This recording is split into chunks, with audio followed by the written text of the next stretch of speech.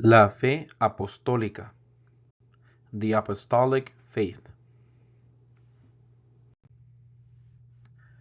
The Apostolic Faith es una revista que fue publicada por el Movimiento de Fe Apostólica de Los Ángeles, California, y sirvió para informar a sus lectores sobre los eventos en la calle Azusa en Los Ángeles. William Seymour es comúnmente considerado como la figura principal asociada con esta publicación. El periódico se publicó desde septiembre de 1906 hasta mayo de 1908. Este periódico es muy importante ya que registra la historia y también la teología del avivamiento de la calle Azusa.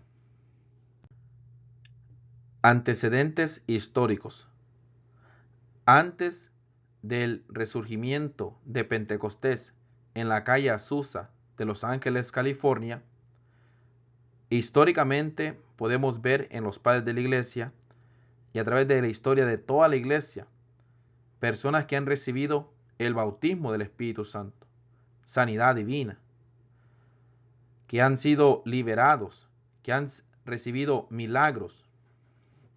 La glosolalia o hablar en lenguas no fue exclusivo del avivamiento de la misión de la calle Azusa, sino que tuvo acontecimientos históricos, como la Iglesia Católica Apostólica, el avivamiento de Camp Creek en 1869 y otros más. Charles Farnham, el fundador teológico del pentecostalismo, fue testigo de la glosolalia en Shiloh, Maine. El padre teológico del pentecostalismo, Charles Farnham, experimentó las lenguas mucho antes del acontecimiento de la calle Azusa. Y históricamente hay muchos historiadores pentecostales que han hecho libros que comprueban esta verdad. Dos líderes pentecostales, dos importantes líderes pentecostales, Charles F. Farnham y William Joseph Seymour. Charles Farnham, que está al lado izquierdo, es el predicador de santidad, el maestro de santidad, que tenía un colegio en Topeka, Kansas. Y William Joseph Seymour fue el pastor presente en la calle Azusa, en el avivamiento de la calle Azusa. Estas dos personas son dos líderes muy importantes para entender el pentecostalismo. La influencia de Farnham. Farnham pidió a sus estudiantes en Topeka, Kansas, que encontraran evidencia bíblica del bautismo del Espíritu Santo, lo que llevó a la conclusión de que hablar en lenguas era la prueba, era la señal bíblica. Si vemos históricamente, en el colegio que tenía Charles Farnham, a sus muchos estudiantes les dio la tarea de estudiar el libro de Hechos de los Apóstoles, para que teológicamente y bíblicamente a través de las escrituras encontraran cuál era la evidencia del bautismo. Y ellos concluyeron que era el hablar en lenguas. Agnes Osman, una estudiante, habló en chino durante un servicio nocturno, lo que despertó el interés de Farnham por la glosolalia. Después de Agnes Osman, muchos más estudiantes en el colegio teológico de Topeka, Kansas, empezaron a recibir el bautismo del Espíritu Santo y el hablar en lenguas como la señal del bautismo. El ministerio de Farnham lo llevó a Houston, Texas, donde William Joseph Seymour asistió a sus clases y reuniones. Hay mucho más que se puede hablar de la influencia de Farnham, pero hay otros videos que ya he dado sobre la vida de él y la gran importancia de su vida y influencia en el pentecostalismo. Renacimiento de Pentecostés. Seymour, influenciado por Farnham, jugó un papel clave en el resurgimiento del avivamiento de Pentecostés. Seymour creía en la evidencia de hablar en lenguas como prueba del bautismo del Espíritu. Él asistía a las clases de Charles Farnham. Era el profesor de teología donde él estudió. Seymour recibió un llamado para liderar una nueva iglesia wesleyana de santidad en Los Ángeles, California. Pero fue breve,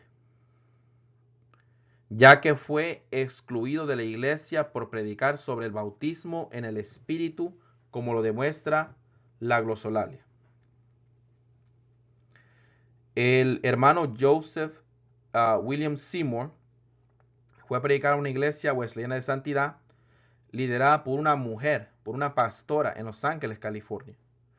Y no recibió, para aquel entonces todavía, la doctrina del bautismo del Espíritu Santo no era completamente recibida por todos. Y en esa ocasión él fue excluido de la iglesia donde él fue a predicar. Pero luego él comenzó reuniones en la casa de Edward Lee. Y luego se trasladaron a la casa de Richard y Ruth Asbury. Luego el hermano William Joseph Seymour pasó de 2 diferentes hogares para seguir predicando, y las personas empezaban a recibir manifestaciones gloriosas del Espíritu Santo aún desde las casas donde él predicaba y oraba. Y la gente hablaba en lenguas y la gente venía, que tuvieron que moverse del lugar. El avivamiento de la calle Azusa atrajo a muchos asistentes. Pero como vuelvo a repetir, él empezó en las casas a predicar sobre el bautismo del Espíritu Santo. Y las personas empezaban a recibir el bautismo del Espíritu Santo, que aún la calle, en la casa donde él estaba, bloqueaban las calles, bloqueaban el tráfico. Entonces tuvieron que buscar un lugar a donde ir. Y el avivamiento de la calle Azusa trajo a muchos asistentes. Y en una semana se alquiló una iglesia episcopal metodista africana en desuso en 312 Azusa Street para las reuniones del avivamiento. La importancia de Azusa estuvo en la transformación de vidas a través de una experiencia de un Dios inmanente, facilitada por el Espíritu Santo de Dios. Crítica de Farnham. Charles Farnham, inicialmente influyente, no aceptó plenamente el resurgimiento de Pentecostés en la calle Azusa. Las quejas de Farnham incluían métodos demasiados entusiastas para guiar a los buscadores hacia la glosolalia. Charles Farnham criticaba a William Seymour porque sus cultos eran muy fanáticos, eran muy emocionales, eran muy entusiastas. La otra razón que Charles Farnham no estaba de acuerdo con la calle Azusa era por la mezcla de razas en las reuniones.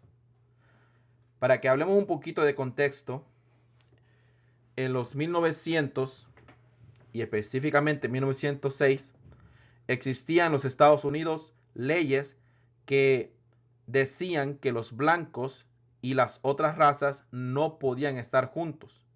Pero en la iglesia de la calle Azusa, las razas estaban juntas. Los blancos, los morenos y todos los demás razas estaban juntas en una sola iglesia, bajo un mismo techo.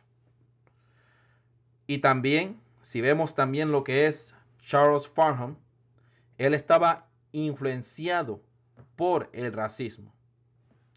Charles Farnham tenía tendencias racistas y por esta razón estaba en desacuerdo en el afroamericano William Joseph Seymour. La otra razón que Charles Farnham estaba en desacuerdo con la calle Azusa era por la naturaleza confusa de la glosolalia. Farnham insistió en lenguas parecidas a lenguajes claros y distintos, mientras que Seymour creía en una glosolalia menos clara, confiando en que el lenguaje se volvería distinto a medida que los individuos se dieran al Espíritu Santo. Charles Farnham enseñaba que las lenguas tenían que ser solamente lenguas humanas para evangelizar al mundo. Y aunque William Seymour creía lo mismo, inicialmente, cuando las personas hablaban en lenguas, él no esperaba que su lengua fuera completamente entendible, sino que al pasar del tiempo, la persona, si se dejaba dominar, si cedía más al Espíritu Santo, su lengua iba a ser perfeccionada para ser entendida como un lenguaje. Y esto como un lenguaje humano. Y esto es lo que Charles Farnham quería de la calle Azusa. Legado de Azusa. El resurgimiento de Pentecostés tuvo un impacto significativo en individuos, plantadores de iglesias, misioneros y fundadores de denominaciones, equipándolos con lo que creían que era el poder de Dios para el ministerio, evidenciado al hablar en lenguas. La importancia de Azusa no estuvo solo en la transformación local, sino en el efecto de las almas, ya que aquellos afectados por ella llevaron sus experiencias a otros lugares e influyeron en otros en todo el mundo en el movimiento pentecostal. Por favor, dele me gusta y comparta este video para que sea de bendición a otros y que el Señor les bendiga mucho. Gracias.